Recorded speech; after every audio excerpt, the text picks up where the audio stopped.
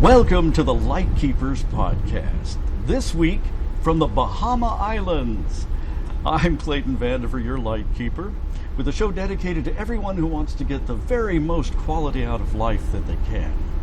Join us for the conversation this week about being in the Bahamas and traveling. No, I'm sorry. I'm going to have to change the topic on you. Okay, what are we talking about today? Well, just because we're on vacation does not mean that important current events stop happening. And there are some things going on that I feel it's important we talk about. On this edition of the Lightkeepers Podcast.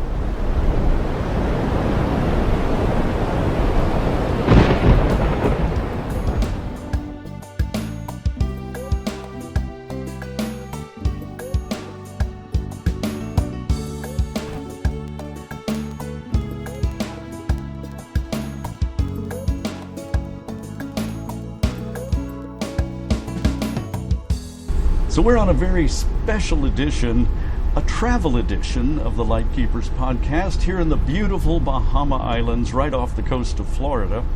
And of course, with my co-host as always, Charlene, a licensed clinical social worker in the state of Florida.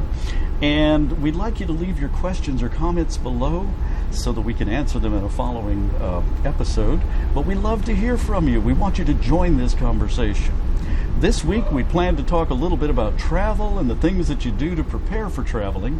And current events are happening that Charlene would like to share some information and insight about. So what's going on? So right now, the Supreme Court is hearing a case, a situation coming out of Oregon, Grants Pass, where the city, they started fining people that were homeless and sleeping outside. They're referred to as the unsheltered homeless, meaning oh my goodness, they're homeless, they don't have a shelter, they don't have anywhere to go, so they're sleeping outside. The city started fining these individuals $295 a night, which basically, depending on how you look at it, criminalizes being homeless. And if they had that, well, somebody's excited. We're on a cruise ship after all. Happy hour.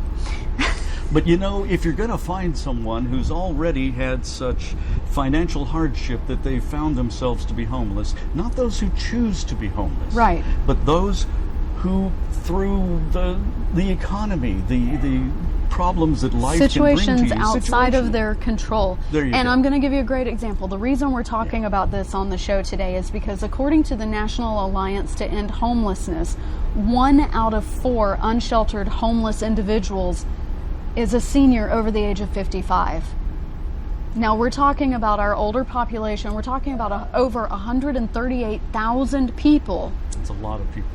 Who are on a fixed income possibly, not able to keep up with inflation, and now as a result of economics and situations outside of their control, they've lost their homes and they're homeless. And now what we're talking about doing in some cities and states is penalizing them even further by writing them citations for being found sleeping outside. Now, if you live in a city that is fortunate enough to have ample homeless shelters for these individuals to go to, that might not seem like a big deal, but a lot of cities don't have those resources. Well, if it's a growing problem that's getting worse and worse, if it's in an epidemic situation, how can cities stay ahead of it? They can't build shelters fast enough. It is going to get worse. It is going to get worse. By 2030, it is anticipated that the seniors over the age of 65 is going to go from 40,000 individuals to 106,000 individuals. Holy now, cow. These are people that maybe they can't go back to work. Maybe they've exhausted all their savings. They have no resources in sight. They have no way to change their situation. And now what we're doing is we're criminalizing it and we're penalizing them for it. Now, of course, on the Lightkeepers Podcast, our conversations are always sort of aimed toward the solutions and the things that will help. What can help this sort of situation? So the reason I wanted to bring this up today is because this is something that is just a piece of a bigger problem. It's a small piece of a puzzle that's a much bigger picture that needs to be addressed. And the goal today is not to find the solution. The solution's not out there yet, but we got to get the conversation started, because it's not until we start that conversation that we can really get things out in the open and start working together to find solutions, because it's a bigger picture. We're not just talking about homelessness. Some of these people are homeless because of mental health issues. Okay, and if they're mentally ill and they're not able to hold down a job, they're not able to afford their medications. It's a ripple effect, and that ripple effect... It's an endless cycle. It's an endless cycle, and we've got to break that cycle. Now, whether it's through creating, maybe work programs, or maybe even a shelter community, where, they help maintain the community in exchange for getting to live there. I don't know, but the conversation needs to be started. And if there's a good place for it to start, it's right here. Franklin Delano Roosevelt did a lot of things like that early in his, before World War II, when we had the Great Depression, and there were people who were homeless. There were people across America who couldn't find work.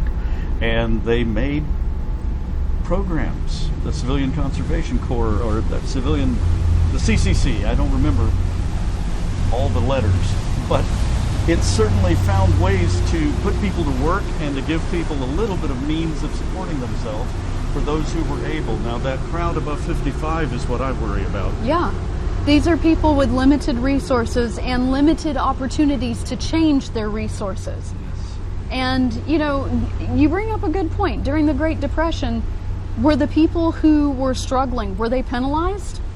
No, they found a solution. They found a solution, and that's exactly what we need to do. A leader stepped in and said there has to be a way to put this country to work, to give them something to do that is productive for the nation, right. But at the same time, so in other words, we're not just handing them money, we're getting something back for what we're giving them. So they can find value in the help that they're being given. And I know some people are going to say that this is a red line issue or it's a blue line issue, and I'm saying no. It's a human issue. It's a human issue.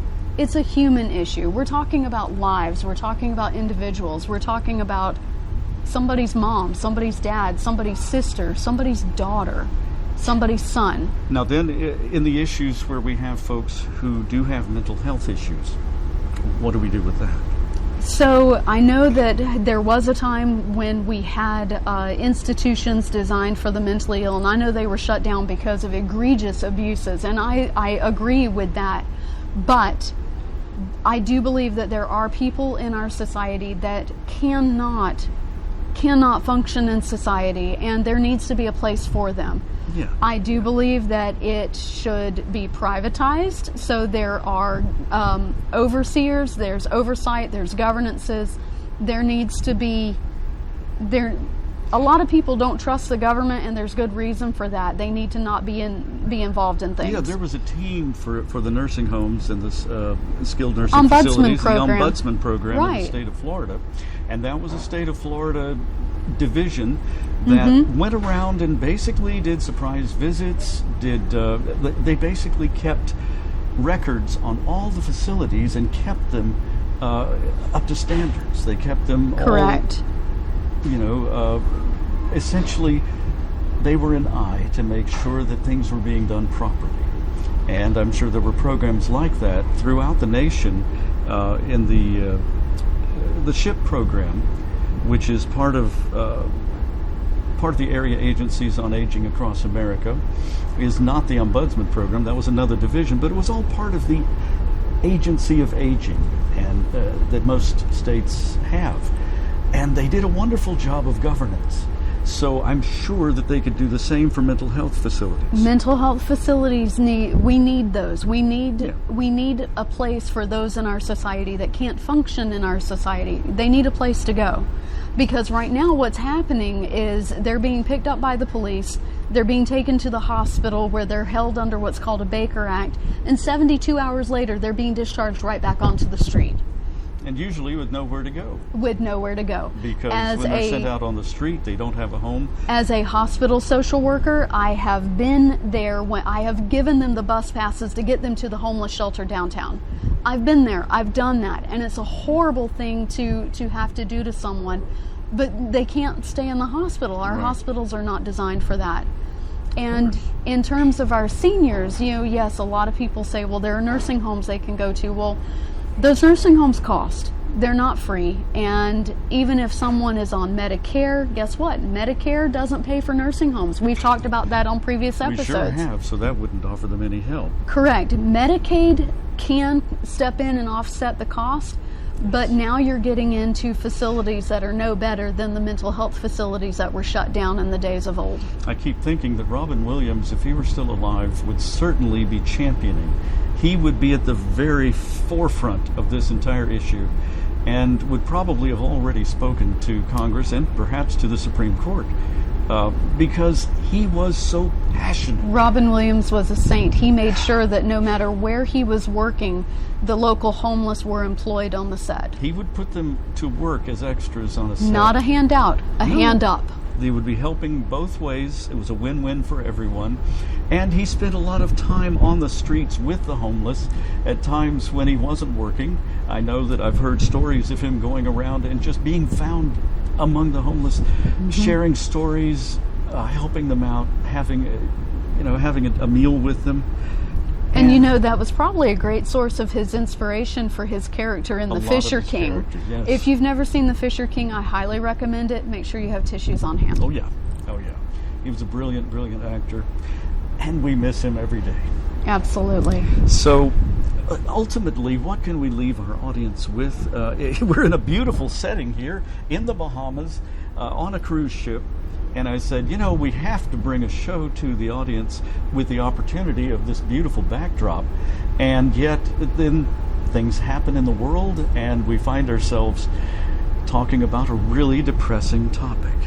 Well, and I know it's depressing, but it's a conversation that needs to be started, and the sooner we start it, the better. So and that's what we do. Even if it's from the Bahamas, we want to let you know we're still in touch, and we're still maintaining reality.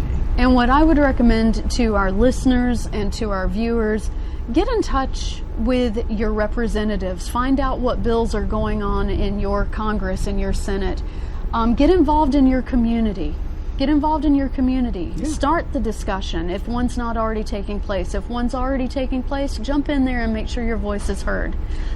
And of course, this and every conversation we have on the Lightkeepers podcast is a highly personal one, and one that you should have with your professional advisors, your medical care team, those legislators and those leaders in your community, to see what they might be able to do on topics like this to help not just you, but perhaps the entire community.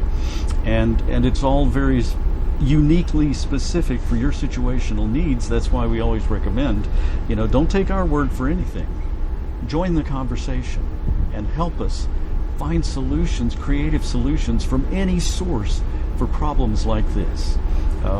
Because, the more information we have, the more we talk about it, the more the conversation goes on, the more informed decisions we can help make. And together we can find a solution. That's right. And we can help our legislators find solutions. So that helps get us all thinking, because most people are not prepared at all when things like this happen, when they come about. Our legislators are certainly not. Our Supreme Court didn't quite see this coming, I'm sure. But some are well prepared indeed, sometimes from listening and joining the conversation here on the Lightkeepers Podcast, each Wednesday at 7 p.m. Eastern. This is an exclusive production of Vanimation Studios and A Guiding Light, and is found on all the audio RSS feeds and on YouTube. And if you click on YouTube, we certainly invite you and encourage you, click on subscribe, click on like. It doesn't cost anything, and it really helps us continue to produce these podcasts. And you can also make a tax-deductible contribution right below us right here to that address and help us out. We're so grateful for your support. So that's it for this week from the beautiful Bahamas behind me. This the beautiful blue-green waters of these islands that really offers a cognitive disconnect from all that we're talking about of homeless people. And, I wish we could just give them all a few of these ships that aren't being used anymore and let them all live aboard and get the kind of meals that we're enjoying and see the kind of scenery that we're enjoying. It might clear up some of the mental health issues. Very possibly. I don't know. I'm being idealistic, but still, we're very glad to have you with us, and we wish we could have them with us. And that's it for this week from the Bahamas. I'm Clayton Vandiver, your Lightkeeper. We'll see you next time.